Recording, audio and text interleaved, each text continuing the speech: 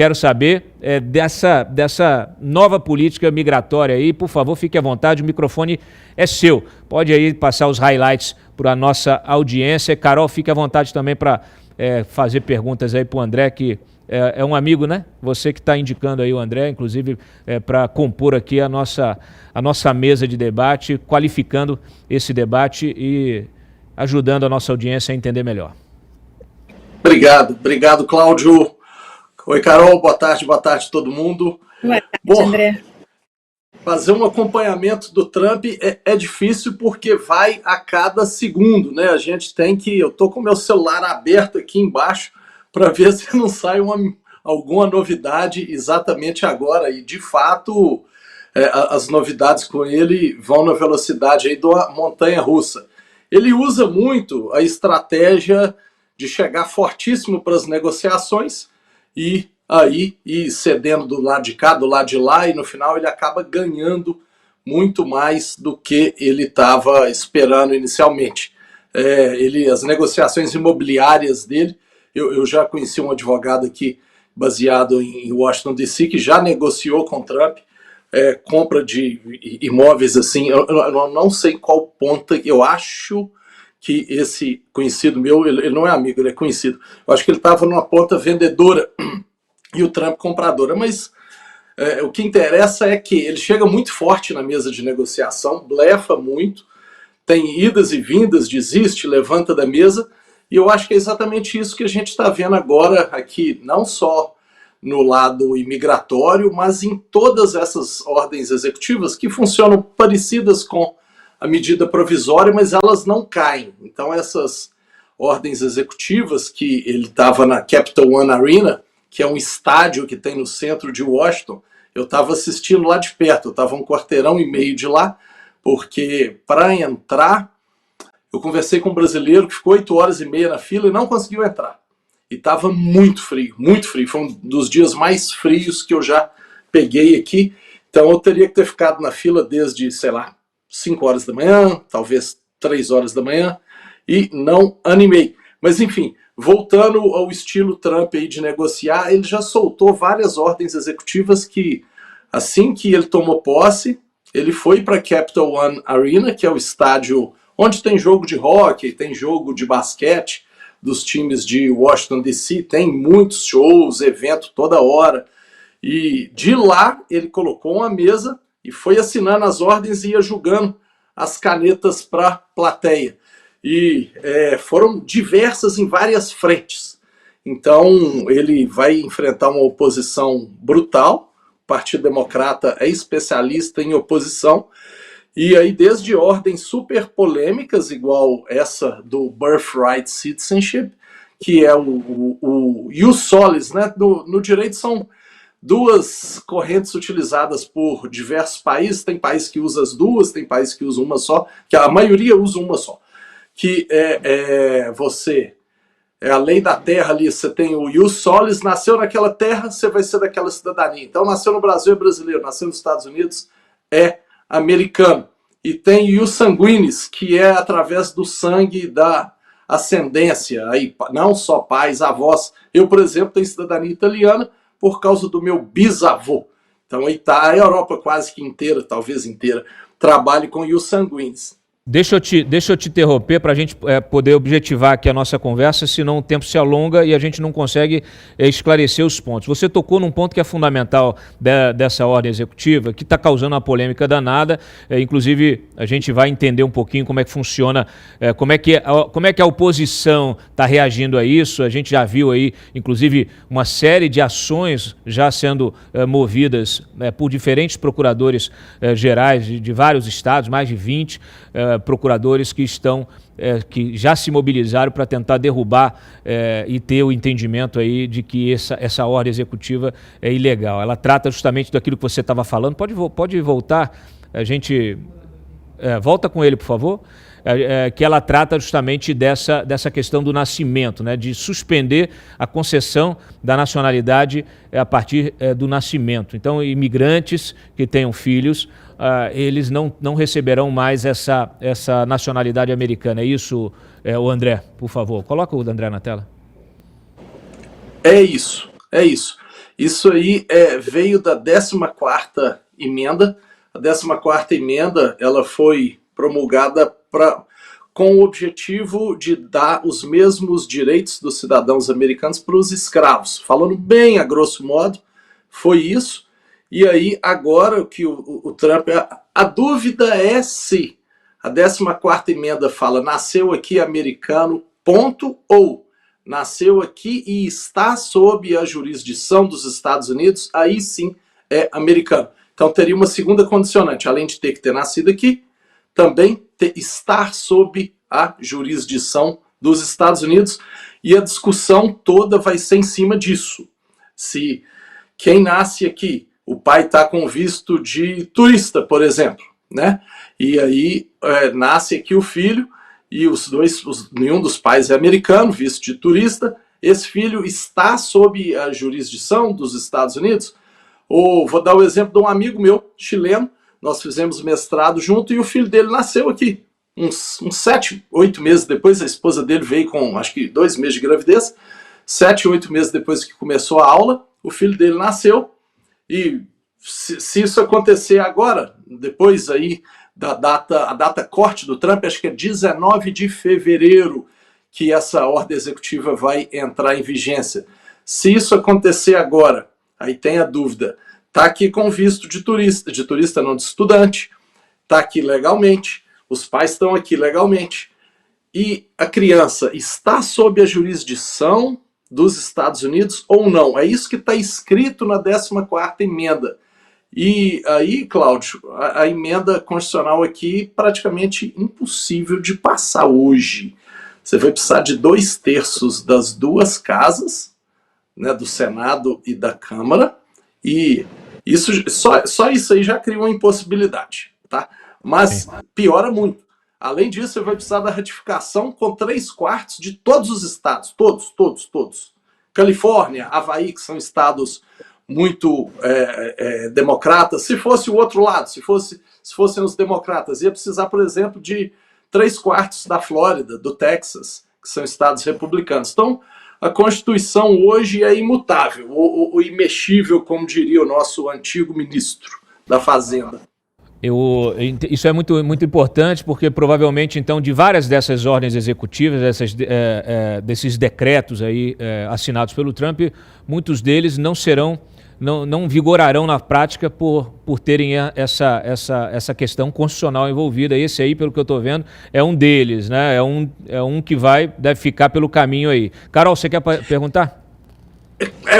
Mais ou menos, Cláudio. Posso fazer só um detalhe importante, é o seguinte: com as ações que foram, salvo engano, foram 22 estados até agora e algumas associações, e vai vir mais ação.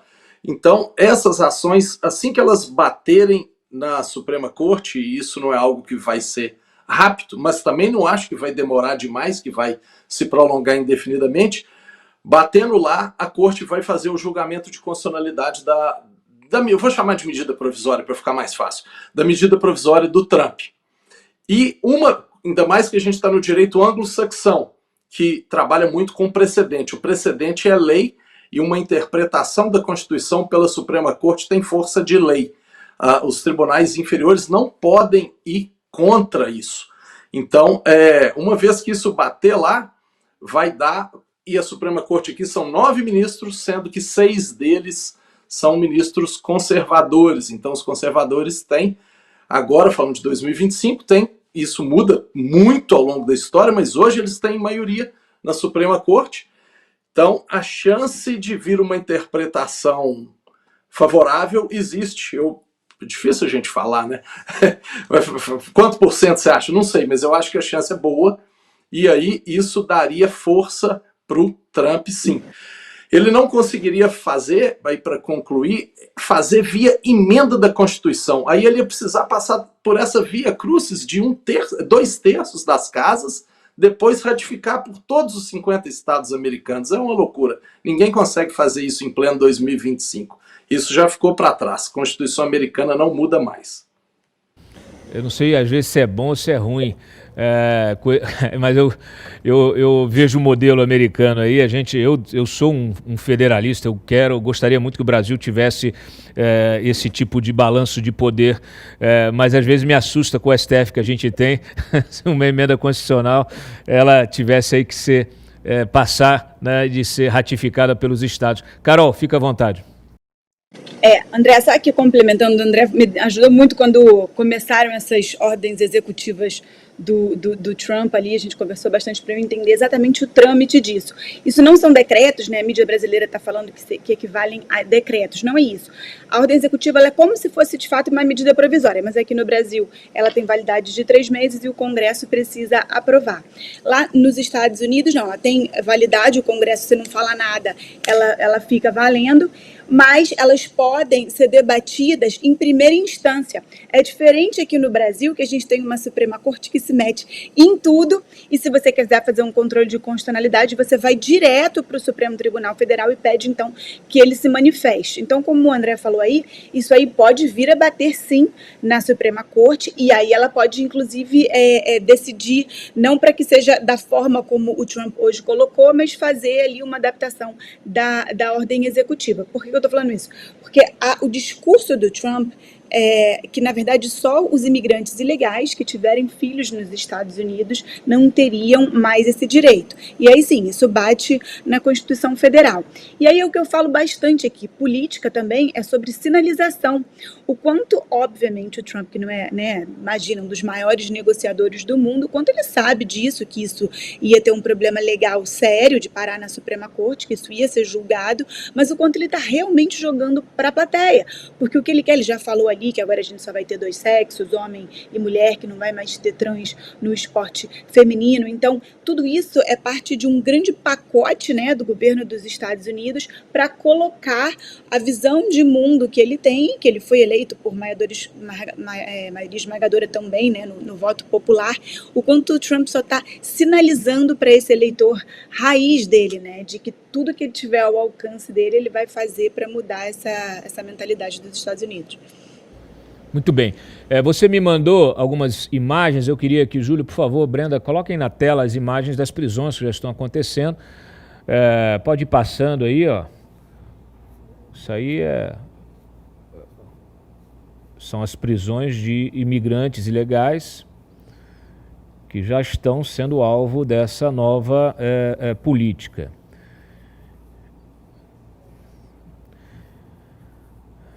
E aí nós tivemos, muito bem, nós tivemos a notícia hoje de 1.500 efetivos, né, que foram deslocados, mas você já estava me falando que já são 5.000. Me fala um pouquinho, André, do uso das Forças Armadas aí, americanas nessa contenção migratória aí na fronteira sul. Qual seria o real objetivo, né? A gente tem que entender que está dentro de um contexto maior. O Trump também incluiu aí os cartéis de drogas mexicanos não só mexicanos, mas nesse caso aí na fronteira você tem esses cartéis mexicanos que são violentíssimos e que hoje agora estão incluídos aí na lista de organizações terroristas. Pouca gente sabe, mas esses cartéis têm sido até instrumentalizados numa guerra geopolítica pela China. Isso é um tema que a gente vê pouco aí em discussão na mídia, mas eu queria que você trouxesse um pouco dessa tua avaliação do uso das Forças Armadas dentro desse contexto. Esses cartéis, Cláudio, eles trabalham com muita tecnologia. O que tem de drone não é do governo americano, não, é drone de cartel monitorando a fronteira, é um número absurdo. Então, o presidente Trump realmente decretou aí esse estado de emergência na fronteira sul. Eu já estou falando decretou, né, Carol? Já a Carol vai puxar minha orelha porque foi via executive order. A gente tem o hábito de falar decretou, né, quando sai do presidente. Mas então, ele determinou isso e assim ele pode ele pode enviar forças armadas para lá. Esse pessoal saiu, salvo engano, todos esses 5.000, 1.500 já chegaram lá ou ainda estão em trânsito, mas o número total são 5.000 e pode crescer. militares para a fronteira sul. E a fronteira sul é enorme e a guarda de fronteira não tem como, sem ter um aparato de muro e túnel e etc., não tem como barrar. Mas o que acontece, eu acho que o principal objetivo do Trump é algo que todo político americano olha quando vai fazer uma política pública, que é o poder de dissuasão, o deterrence effect. E, de fato, no primeiro dia do Biden, foram apreendidos na fronteira mais ou menos 10 mil pessoas. No primeiro dia do Trump, eu estou falando do primeiro mesmo, eu não tenho dado do segundo dia, mas no primeiro dia do Trump foram menos de 1.000. 744 é o número que eu lembro aqui na minha cabeça, mas menos de 1.000. Então, você vê, 10 vezes menos. Não é que o Biden prendeu muito mais. Não, o ponto não tem nada a ver com isso. É porque foi muito menos gente. Muito menos gente. Então, o fluxo de pessoas querendo atravessar a fronteira, pelo menos até agora a fronteira sul, e eu não sei como está a fronteira norte com o Canadá, que é um problemão. Eu sei como ela estava há um mês atrás. Eu não sei como ela está hoje. A fronteira sul, agora, já em relação ao que estava há um mês, é outro mundo. É outro mundo. Por causa do poder de dissuasão. Então, e esses 1.500 homens não tinham chegado lá no primeiro dia. Eles estão chegando do segundo para o terceiro dia. E a medida, o arcabouço de medidas do novo governo já fez efeito e foi uma queda brutal. Muito bem. Carol, você quer perguntar mais alguma coisa? Acho que é isso, a gente tem que observar isso, as medidas do Trump, porque sempre os Estados Unidos acaba querendo ou não, a gente gostando ou não, eu gosto, mas cria tendência para o que vai acontecer aqui no Brasil.